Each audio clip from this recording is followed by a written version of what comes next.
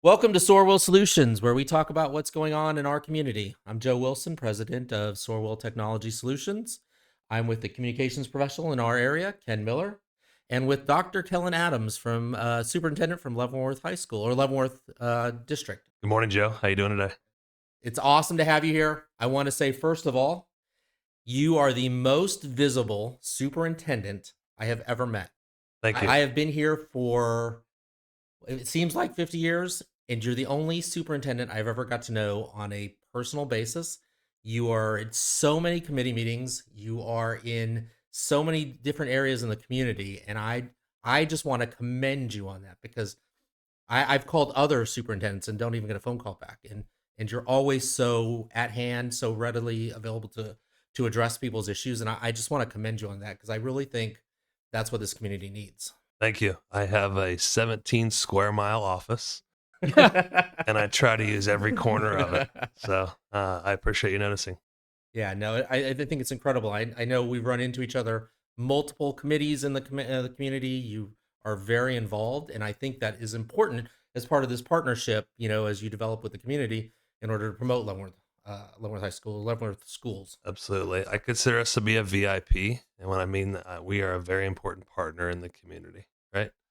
We are one of the three questions that typically people ask when they want to move to a Sure. new location. Those three questions: where are we going to live? What are we going to do? And where are the kids going to go to school? I'm a new resident getting ready to choose my school district. Yep. Give me the elevator speech for Leavenworth School District. Well, first, I'm going to tell you we're the first city in Kansas, and we're also the first school district and the first high school in Kansas. I think that makes us really unique. We are a large 5A system that offers almost every single activity, both athletic and non-athletic, that can possibly be offered, which I think is really important, including a very robust JROTC program. And finally, we are, in my opinion, a great place for an extreme exposure to diversity in a good way. 37 different countries are represented at our high school this year. And so you have the opportunity for a really rich and diverse experience as a student. Yeah. I am a product of that JROTC. I graduated from Leavenworth High School in 1992. I went on into a National Guard career because of my ROTC experience. Um, it formed and shaped who I was. The high school that I graduated from, the community that I graduated from, back in the 90s, seemed a lot more supportive of the school system. It seems today, and I don't know that this is true just for Leavenworth, I think I've seen this in Lansing as well, Mhm. that the community is very critical of the schools. Mm. I've seen Certain members of the I've seen community. school board members be critical of the schools that they're representing on the school board. How difficult is that to maneuver? Sure. I think anytime you work for the public, and I would consider our job to be for the public, there's a certain level of scrutiny that comes with that. Because as I tell our staff all the time, we are using other people's dollars to educate other people's kids, right? Mm-hmm. And so there is an expectation for transparency. There's an expectation for results, which I think are both fair expectations, right? What happens though too often that I see is this level of distrust, if you want to call it that, that exists. And it's not just with school districts. I want to make that very clear. I think you see it with other municipalities. Mhm. You work for the city government as well. So I Yes. think you can probably resonate here, right? Yes. And I don't know where that stems from. I'm sure that there is a more thorough analysis out there. But what it results in is more and more times when trust erodes, progress is harder to come by. As I like to say, we move at the speed of trust. And so when trust doesn't exist, we move slower, right? So I see it as an important part of my role to be out there in the community and working on building and, or in some cases, rebuilding that trust, if that makes sense. So I think it's we're fair. yeah, I agree. We're recording this in late January. The Kansas legislative session, the 2025 session, has just started, and there's already talk about property tax relief for Kansans, Yep. and you're hearing about potential sources for providing that revenue. And of course, one of the first sources is public schools. As a leader of one of the bigger school districts in the state, what are you doing? I don't want to say to combat that because that already sets it up as a battle. But what are you doing maybe to educate lawmakers who may not already be pre-decided on that issue to say, hey, you're talking about revenue reductions for school districts, this is how it's going to hurt, or make that argument. Absolutely. I think you made an important point. I have never seen my role as to be combative. Rather, I see my role as to educate. What are the implications of this House bill, this Senate bill, et cetera, on not just the 285 districts, but specifically for 453, right? Mhm. In the case of the point you're bringing up, the mill levy, which is for the general fund, applies to every single homeowner in the state of Kansas. Doesn't matter where you live, you're paying 20 mills if you have an R1, a registered house in this and into that respective school district. Reality is, if you want to give a tax break to everybody, that's the easiest way to give it across the board, is to reduce that. The implications of this one specifically would drastically reduce the revenue that is used to support public schools.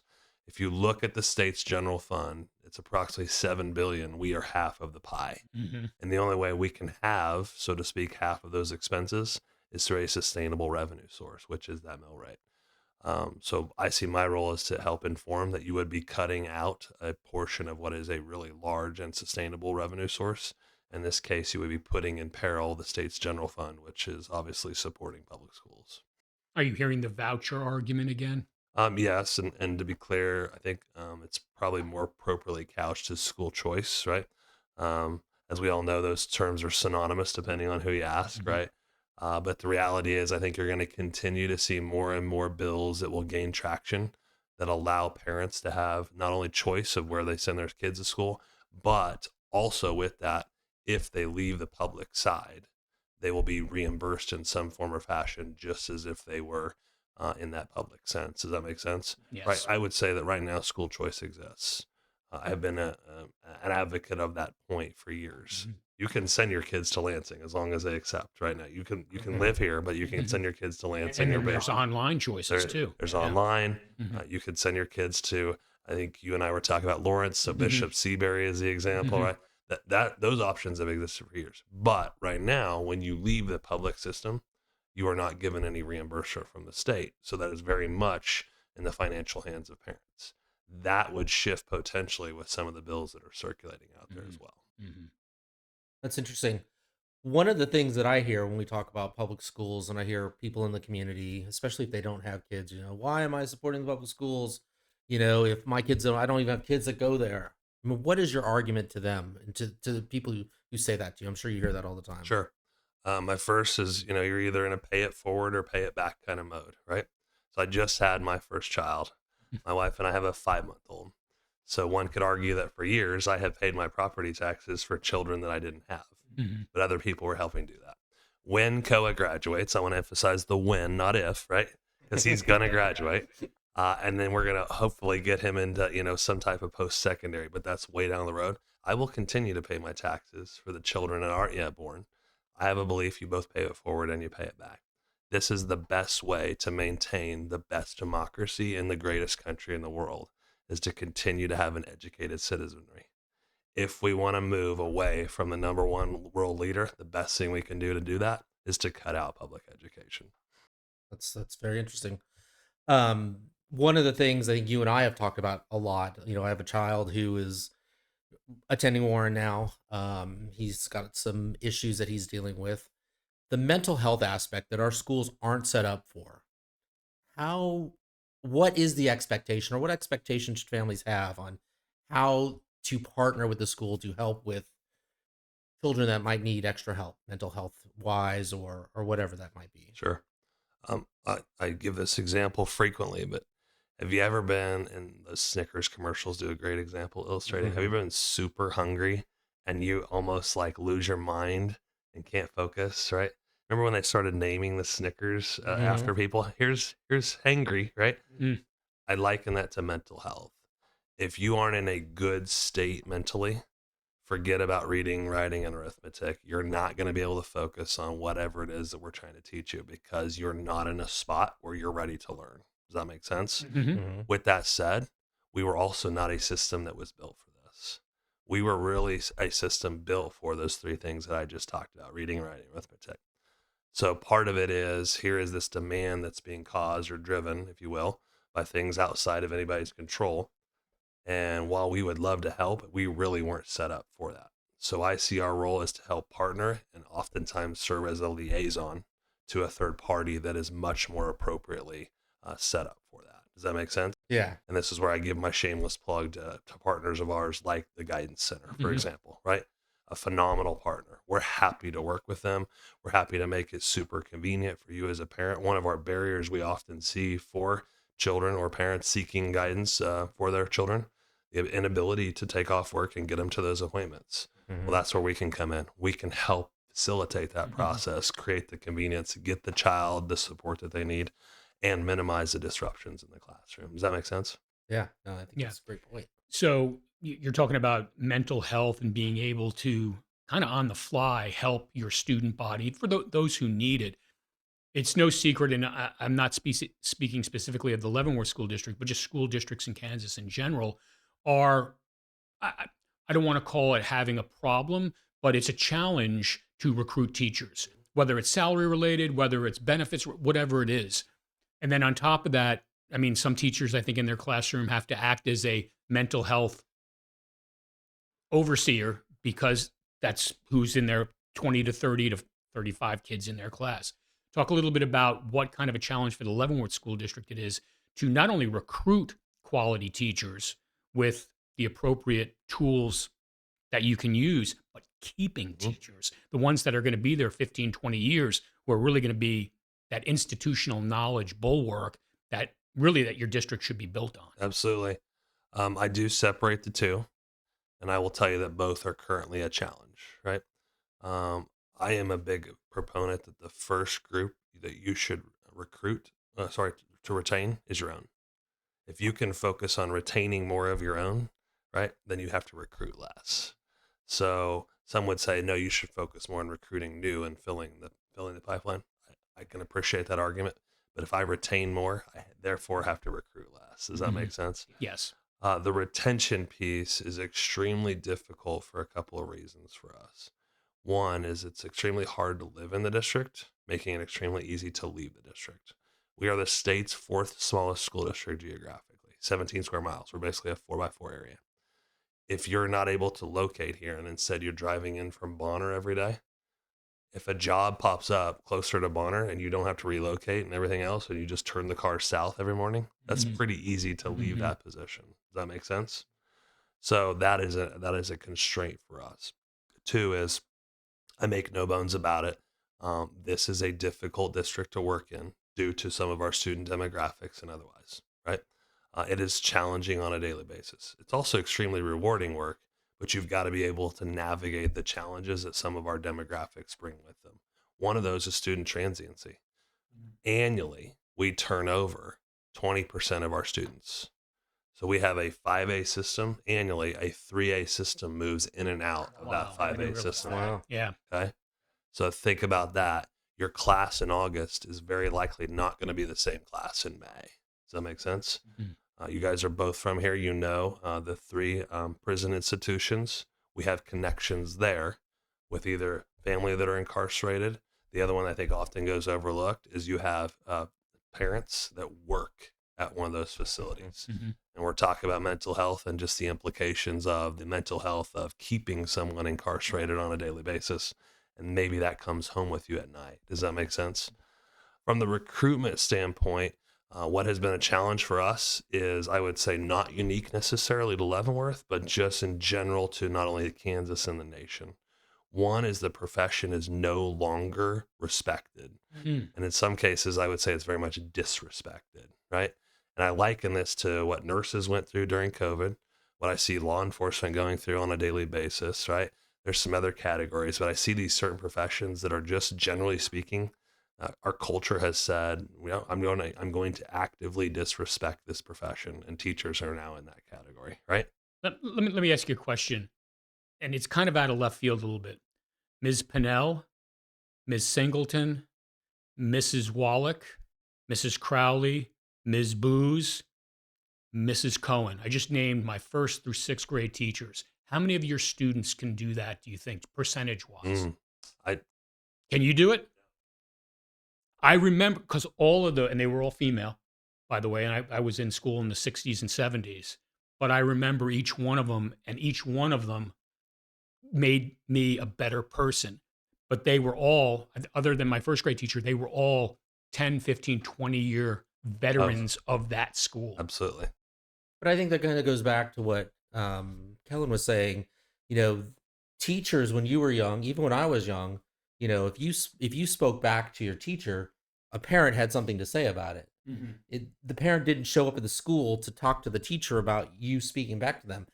I have a daughter-in-law who is a teacher at Henry Leavenworth, Yep. and I hear the stories about some of the conversations she has with parents and how she is disrespected on a pretty regular basis, and that is it's frustrating, I think. It sounds to me like we've shifted from, like, if I did something wrong, my parents believed my teacher who said he Mhm. did something wrong. Yep. I think it's flipped, and you tell us, No, you probably see it on an everyday I basis. do, and I deal with it on an everyday basis. I'm embarrassed to share this, but I got pulled over recently. May have Not, been, not in Lansing. nope. Okay, good. I may have been exceeding the speed limit. Okay. But my father taught me when you're pulled over, you put your hands at 10 and 2 on the wheel. You let the officer see your hands, and it is yes, sir, no, sir, only, period. Right. And I have used that for the very few times I've been pulled over. But those were behaviors that were instilled in me by my parents. The same holds true still with teachers. It's yes, sir, no, sir, yes, ma'am, no, ma'am. I am telling you that does not exist across the board Mhm. from what I see.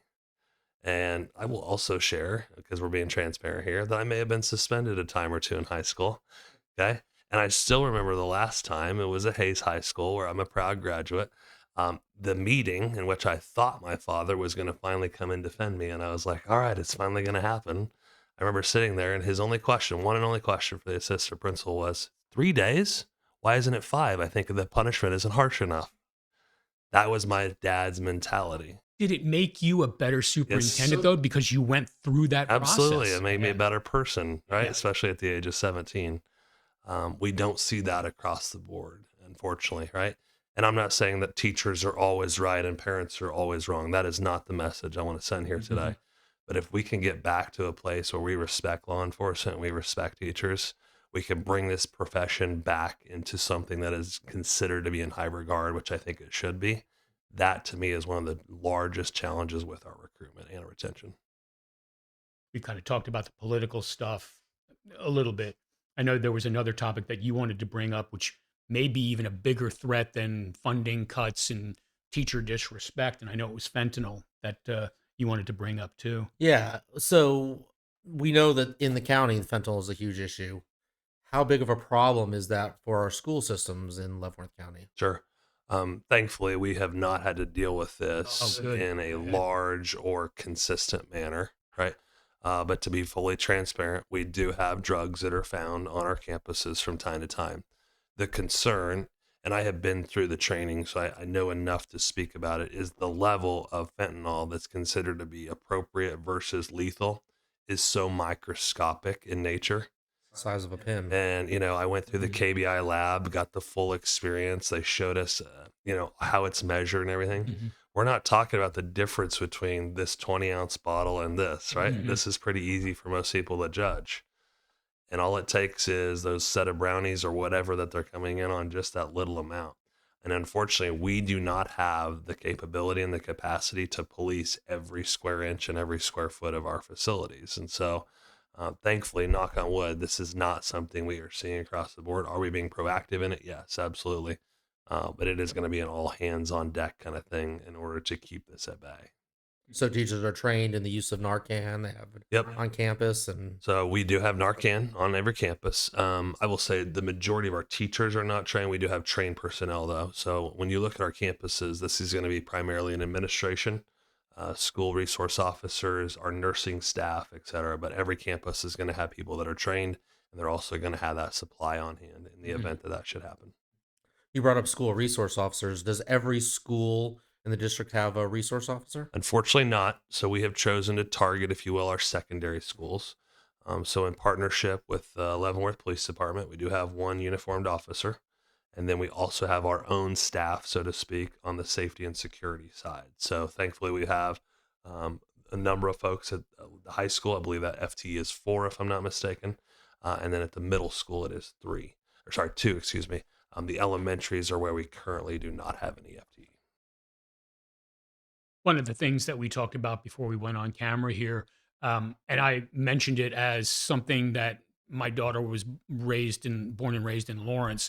One of the things that kept me from looking seriously at private schools was the fact in Lawrence, and I think this is true in Leavenworth too, and I'd like you to confirm this, was diversity. She was going to be going to school with kids who didn't all look like her, and I saw that as a real plus. And maybe in Lawrence, that's pretty easy because you've got the education community Sure. from KU and whatnot. But she went to school with kids that were born in Africa, Asian kids as well, and I just saw that as such a benefit to how I see her. She's 29 years old now. How she conducts herself now when she's meeting new people or when she's in bigger groups, and she's fortunate to have a job where she gets a lot of that. Talk a little bit about how much in Leavenworth that diversity, and I know that there are some challenges with it, but you've mentioned that that can be a real plus too, because I think it's going to make the kids better when they get older in terms of how they interact with the rest of the world. Absolutely. So student taught at Lawrence High. I can validate that at least in 2008, during that year, Mhm. it was a place of diversity. I Mhm. assume that has not changed. I absolutely loved my 16 weeks at Lawrence High. I will tell you, if you're looking for a homogenous environment, Leavenworth is not the place for you. We are not homogenous at all. Um, as the saying goes, this was told to me early on in Leavenworth, the world comes to you. And it's Yeah. absolutely true. I get the chance to speak to the CGSC incoming class in July every year, and I think there was 112 countries that were in some way represented this year. How awesome is that? That has implications as some of those officers bring their children to us. So we've got socioeconomic diversity, without a doubt. We've got generational wealth here in Leavenworth, and we also have generational poverty. And they're all walking down literally the same sidewalks into the same building every morning. We've clearly got racial diversity. And I mean, when I say it is a truly a multicultural mix here. Like I said earlier, 37 countries were in some way represented at our high school, which is great because of I guess the multicultural impact that has, the ability to learn about other countries, other cultures that you may not have had the chance to learn about if they wouldn't have ever come to your high school, right? I think that is so beneficial as a young person. I think that is setting them up to be successful later on in life. Not only just how to network, but how to be, I guess, receptive to new ideas, how to be open, if you will, to meeting new people. In my opinion, this is setting our kids up for success with this exposure. I know recently the school board voted to go revenue neutral for the following year. That's created some challenges. I believe the downfall is somewhere around 5 million, is what I've heard. Is that accurate? How challenging is that going to be? And do you have a plan to kind of manage that? Sure. So yes, the revenue neutral decision would have been in August, I believe, late August. That decision does not impact our current revenue shortfall, our current budget situation. So that's an important separation. The 5 million with we're dealing with is all operational in nature, and it is twofold. The first is a decline of student enrollment. We have unfortunately lost about 10% of our students in the last 2 years. The second of which is anticipated increased expenses. We're all going through the same impacts of inflation. It's just that our insurance bill is a little higher than the common homeowners, right? But we know it's going up. We know our health insurance is going up. We're going to try to still give some form of compensation increase to stay competitive, right? So those two are about 2.5 million each. In totality, they are 5 million. So, but yeah, the revenue neutral decision, while it did present some challenges, it is separate and apart from this 5 million, if that makes sense. So, we are working our way through that. I'm happy to report that as of January 28th, we have found four of the 5 million. Oh So, wow. you might say that we are in the red zone and we're about to put the ball hopefully into the end zone. So, no pun intended. But we are very much on our way there. We are doing it through primarily natural attrition, as well as I would say an active look of what's a need versus a want right now, and having some internally difficult conversations about what are our priorities, if that makes sense. Hmm. But at the end of the day, two things are still true. No one is going to lose their job, and we are still going to give some form of a compensation increase.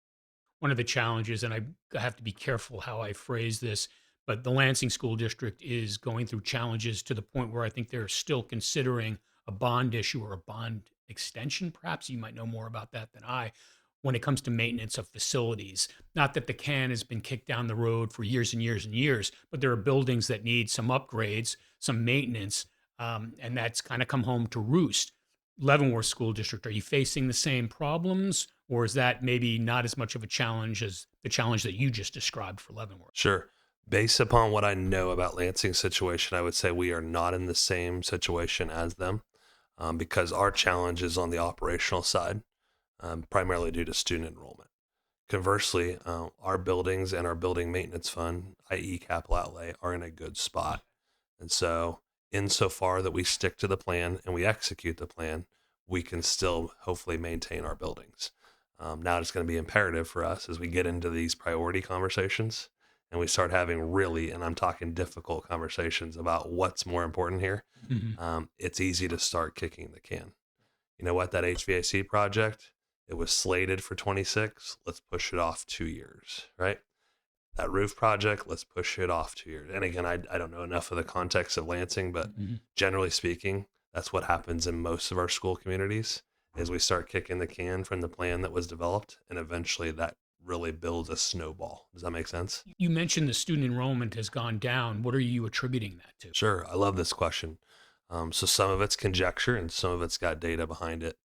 The first, and I apologize for continuing to hit this point, but we are the state's fourth smallest school district. So when you're only 17 square miles, eventually you run out of parcels that can be developed, right?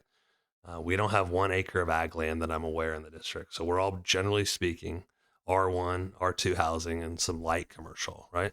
Well, there's only so many plots left. Mm. So there's not, 300 new rooftops going up, so to speak, like there are in nearby communities, right? Number two is live birth rates are down. And I give this example all the time. My parents were born in 61 and 64, respectively. They each had 3 siblings. They decided to have me, and then they said, let's try it again and see if we can get it right. So they had my sister and my brother, right? So I came from a family of 3. I mentioned that my wife and I just had Koa, and we're already like, are we one and done, right? Mhm. Because we're overwhelmed right now, right? My point is, we will not have a family of 4. I'm almost certain of that. Mhm. The family sizes are getting smaller, right? So I ask you to think about your local cul-de-sac, your local street. Are there more or less rugrats running around than there were 10 years ago? And the answer I usually get is it was more 10 years ago, right? Definitely. So live birth rates are down. I've got evidence as I look at my kindergarten classes coming in and I compare them all the time to my seniors exiting. Mhm. Every time my kindergarten class is smaller than my seniors, my system will by default get smaller. Does that make sense? Yes. And then the third one, and it's the one I'm probably the most interested in myself because it's the one I feel like I have the most control over, is people actively leaving our system because they are frustrated with fill in the blank. And so they go to fill in the blank district as a result. From my driveway in Southwest Leavenworth, I can get to 5 high schools in under 20 minutes. Mhm. So think about if you become frustrated with fill in the blank, You're surrounded. you can go somewhere else and you don't have to leave. You don't have to uproot your family. You just turn the car south instead of north every day. Mhm. So that makes sense? All great questions. You talked about the shortfall for this year and how you've accommodated it. Have you started looking at the plan for next year with the revenue neutral and how that will be impacted? Sure. And to be clear, the 5 million that we're discussing is for next fiscal year. Gotcha. The beauty of school finance in Kansas is you have this kind of ability, so to speak, to project because you're always using this year's number for the next fiscal year. So when we are having these conversations, this fiscal year, which is fiscal year 25, is in good shape. We will end in June. We are making these cuts effective for July 1 and after. That makes sense. Okay. The revenue neutral conversation will be coming back to the board. It comes back annually in August. Generally speaking, that's a late August, early September decision. It does have implications to the tune of about $1 million. What is interesting for our conversation in the context of that is it would add dollars for the capital outlay fund, Mm. which goes to Which support you're some of doing those pretty building, well with. which Yep. goes to support some of those building needs, right? Yeah. It does not add dollars to the operational funds. So while it would help with us maintaining what's called the CIP, our capital improvement plan, it would not help me necessarily to offset some of that 5 million. Does that make sense? Mhm. And I think that's important for our taxpayers or anybody that's Mhm. interested to know. Am I going to advocate for it? Most likely, yes, because I always will probably advocate to maximize resources. but I also want to be fair in the conversation that it would not help to offset that 5 million. Does that make sense? Sure. Let me ask you this question. During those board meetings, when you know that revenue neutral discussion is coming up, do you generally have an idea of how the board's going to vote?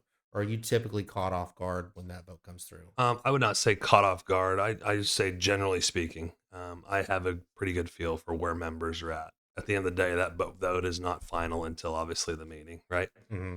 It's also not unanimous. Yep. Generally speaking, I would say our board members are good about letting me know here's where I'm at on that. But at the end of the day, I can't hold them to that, right? They have the chance to, quote unquote, make their final vote in the moment. And I fully appreciate that. But I also appreciate them letting me know.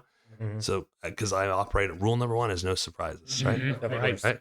No surprises to me, and I try not to surprise them in as much as I can. And so I think if that two-way relationship works, then I'm able to prepare my team accordingly with what I believe is likely the decision to be made. I emphasize the likely. My last question on that is I've heard rumor that there's been discussion around a new building for ROTC. Is there any validity to that? Is there any actual discussion around that? Sure. So there was actual discussion. I would say it started in July or August and really probably crested in September or October. The board is very interested in it. To be clear, administration are also interested in it. The concern was in the context of this $5 million operational shortfall, does that make sense to pursue right now? And so I would say that as of today, that project is really, we press pause on that. Not because it's not possible or not that we're favorable. It's just in the context of our current situation, does it make the most sense to pursue that? And the answer right now is not yet. Mhm. Okay, as we kind of shift our discussion, we normally do this. We shift to a little more a lighter topic.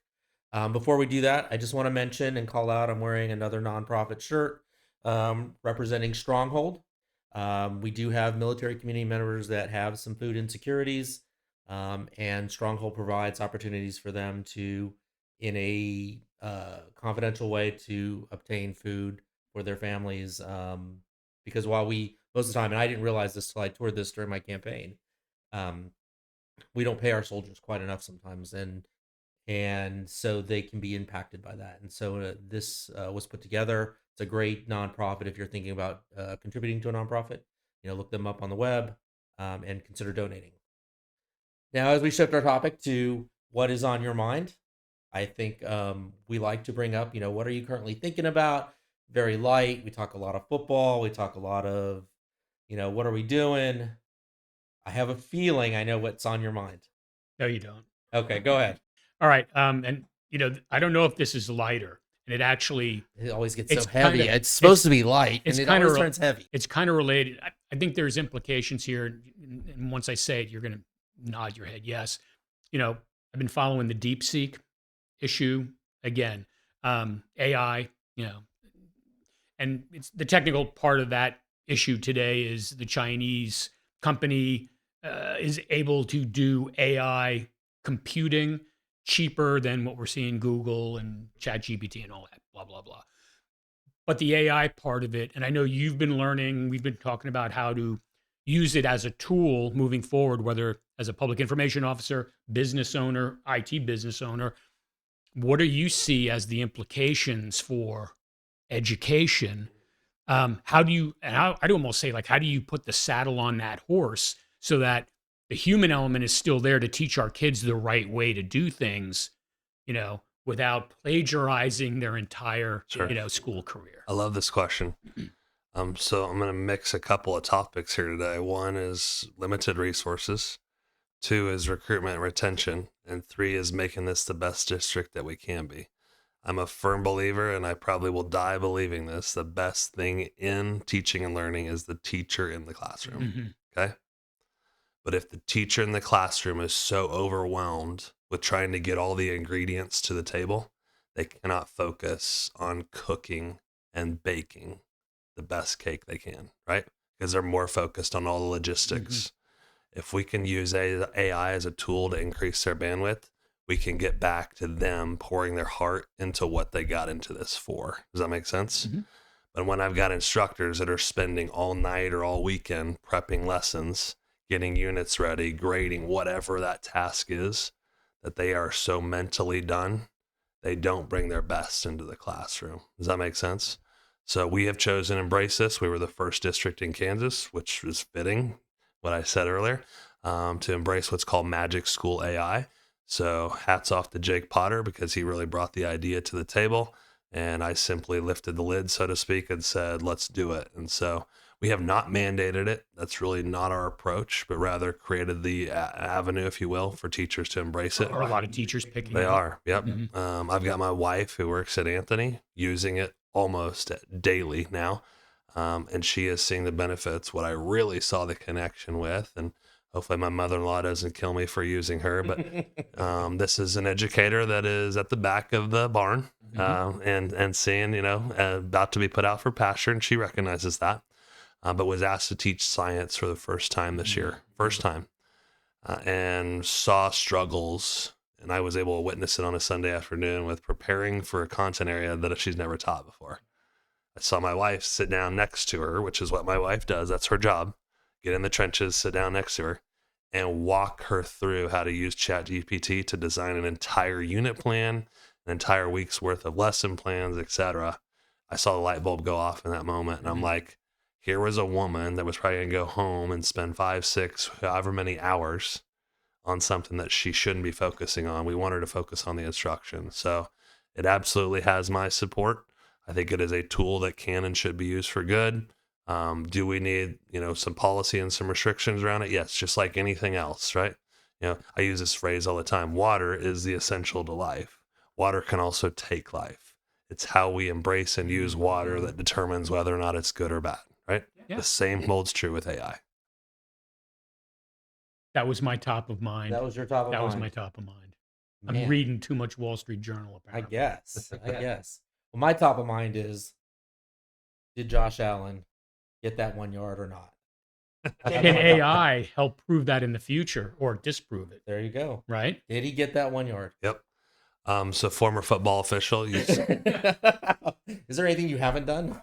used to officiate. It's one of my favorite things. I'm now into something different in sports, using technology as a part of that. I do believe that officiating is going to continue to get better. I'm a firm believer. Based on technology upgrades? Yep. I'm a firm believer in the 7 or 8 men and women on the field. Like, at the end of the day, the only way that the DB and the wide receiver are going to get broken up is by a man or woman, and probably a couple, separating them. Right. There's no machine that's going to be able to separate that, right? But can we embrace technology so that we can have things like a laser through the goal line plane? So no matter what kind of tush push or scrum there is, Right. Because I've worked it as a line of scrimmage official, trying to work a tush push. How do you see what's going Good on in luck, that scrum? right? Yeah. But think about this for a second. Most of these stadiums, as you know, have the ability for all those cameras to come in. What if we had a camera that covered the goal line plane and it looked through, so no matter what, we could tell whether or not the ball broke the plane, right? At the end of the day, don't we want the best calls to come out of it? We want the right calls to come out of it, right? Yeah. We want to eliminate, if you will, the human error, right? So Does that take away from that official, though? When he's overturned, does he feel... does that embarrass him to have his call overturned on the field? Don't you think it's happened so much now since they've been doing this that the embarrassment level has gone way down? Because it seems to happen to all of them at least once or twice. Yeah, I don't know. That's interesting. I'm going to tell you, having worked games where your calls are either confirmed or they're supported, at the end of the day, it makes the crew look better. Because at the end of the day, you still want that replay official or those guys. They're part of the crew. And they still want to get it right, Absolutely. even if they were wrong on the initial call. And I would think most of them would. I liken it to when I put out a district communication that has my name on it. I do not want one word misspelled. Okay? So I have like 2 or 3 people read it. Mhm. At the end of the day, you're not going to offend me if you're Jake Potter and you catch a word that I misspelled, because I would much rather you correct me versus that goes out to all of our district patrons. Fair enough. I treat it the same way as a replay official helping one of the on-field officials. So now I ask you both, in your opinion, did he get the 1 yard or not? Yeah, he did. You thought he did? Yeah, I did. And we're talking, I assume, about that 4th down play. Yep. Yep. Two attempts to get 1 yard. Yep. And I think Mike Pereira had also set it on, because they always have the Mike Pereira, whoever Mhm. that is. Yep. Yeah, So, yep. Okay. All right. Are the referees helping the Chiefs win the Super Bowl? Are they getting them to that three-peat? I'm not going to go that far. You don't want to go I that hope far? not. Then the game comes into the overall game comes into question. No, I could speak to that. I've seen enough of how the sausage is made. I Uh-huh. will tell you, the men and the women on the field, whether that's last weekend or this, they are in the best in the world, and I mean that. If you saw the grading system, if you saw the level of analytics that is put into that, some of the people that are working in, say, the divisional versus the AFC versus the Super Bowl are separated by tenths of a percent in their grades. Oh, wow. It is amazing the level of scrutiny that they are under. So suffice it to say, these are not judgment calls of, oh, we're going to put Joe on this game, right? So, Uh-huh. yep. Top of mind for you. Top of mind for me is how do we bring the city of Leavenworth and/or Leavenworth County to a place of renaissance, so to speak, economically, right? I'm thinking about as Panasonic goes online, and I think we're in the 12-month march to that, right? There's got to be ancillary resources and/or services that are going to be tied to that, right? Mm-hmm. What's going to happen in the next 10 to 15 years or less with AI that creates the need for data storage, data solutions, et cetera, right? Where are we headed next with all sorts of things like driverless cars, Mm-hmm. right? We've got an airport, a brand new airport right in our own backyard. How do we unlock that, et cetera? So top of mind for me, because it's near and dear, is as you bring people to the region, as you bring economic vibrance to the region, it helps the school district. So it's something I'm looking at every day and thinking about every day. Very interesting. And I had done you a disservice. We didn't even get to talk about your CTE objectives, which I'd love to talk about more. Sure. And finally, you do have a side business. Did you want to talk about that at all?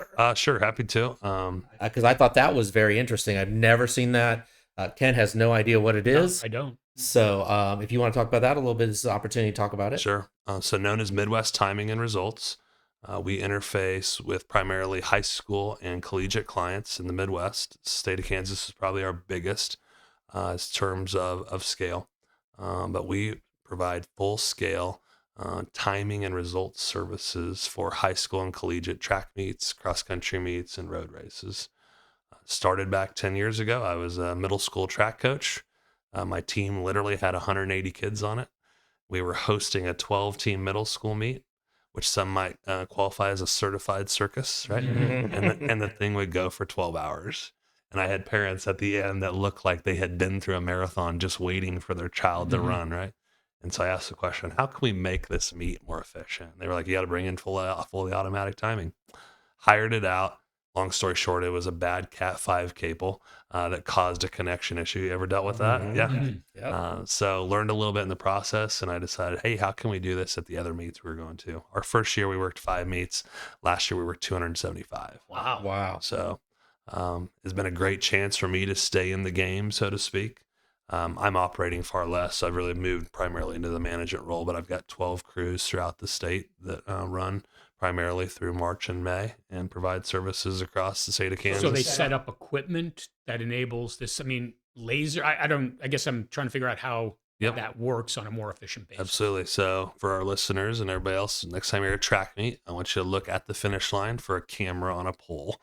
So what it is, it's a photo finish camera that is sitting there viewing life through a 1/4-inch window and taking time index images and putting them together and then sending those images upstairs to a computer. The Olympics have had this for how long? Several years, yep. And we're using literally the same technology that they're using at the Olympics, yep. We had the opportunity to see behind the scenes of how he does this. It's pretty amazing and pretty in depth. And so I just want to give you a second to bring that up because I think it's really, really interesting. Thank you. That's it for today. Thank you for joining us with SorWil Solutions, where we talk about what's going on in our community. Our guest today, Dr. Kellen Adams. Thank you so much for being here. I appreciate it very much. My pleasure. Thanks for having me.